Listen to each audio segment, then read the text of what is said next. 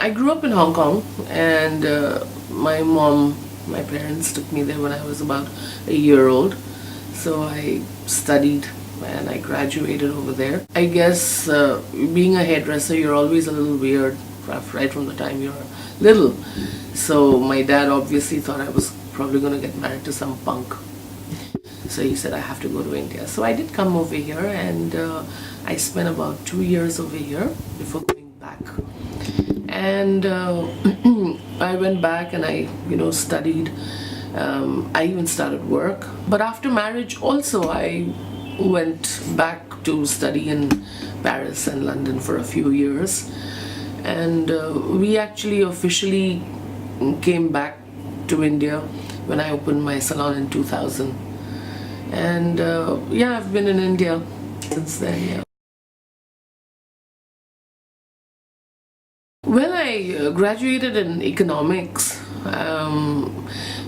but apart from that, all my studies have been related to beauty, including formulation and makeup and color, because color is something that I've been associated with always. Even when I was little, that is something that interested me. And then when I grew up, we did very specialized courses just in color and color molecules and things like that. And I, of course, appreciated the art side of it. And but because of the background that I got, I understood color much better, not in terms of just the artistic expression, but in terms of its mechanical workings also. The approach that our industry, discovers in terms of products, in terms of treatments, it renews itself all the time.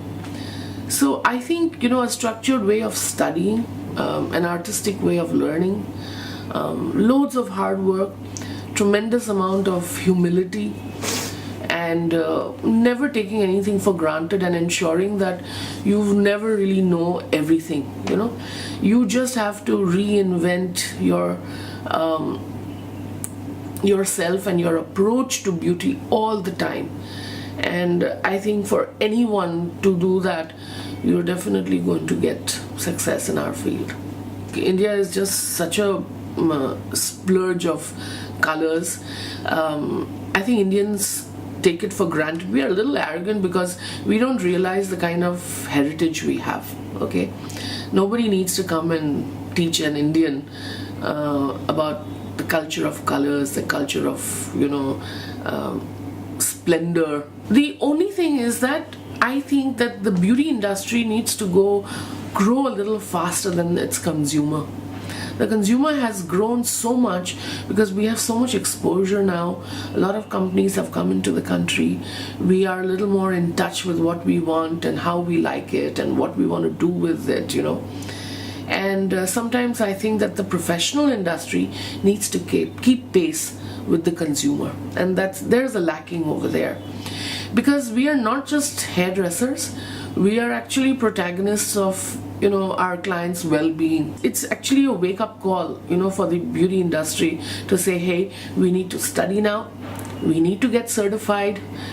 Being certified shows that you not only know your skill, but you are part of a group which says that yes, you need to continuously study.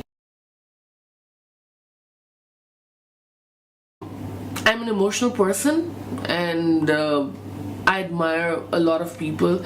I basically just admire human beings because apart from, of course, people like Karl Lagerfeld, people like my teacher Frederic Taliage, people like my teacher Christian Chauveau, who work, breathe, eat beauty.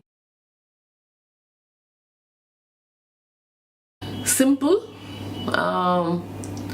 artistic, still naive, I think. We've managed to get the ITech certification, the IHB certification. We've launched the teachers training course. So I think that'll be the next level in education. for us. These next two courses, especially, I'd like to talk about IHB. That's the International Hairdressing and Beauty course. They have about 70 countries. It is part of OMC, which is Organisation Mondiale Coiffeur. Okay, and they have now finally agreed that you can sit for the exam in any language of your choice. It could be Marathi, it could be Hindi, and I think for India that's such a fantastic thing. This brilliant examination allows you to sit either for a silver, a gold, or a platinum level of examinations, so you can continuously upgrade yourself for the next few years. And we have the ITech certification from England for makeup, because makeup, yes, it's very artistic again, but even in makeup it's important to understand whether you want to just relate to the art itself, or do you also want to be a consultant. And these certifications allow you to get to that level where you can become a consultant also. And that's the kind of message that I hope my academy helps anyone and everyone get to.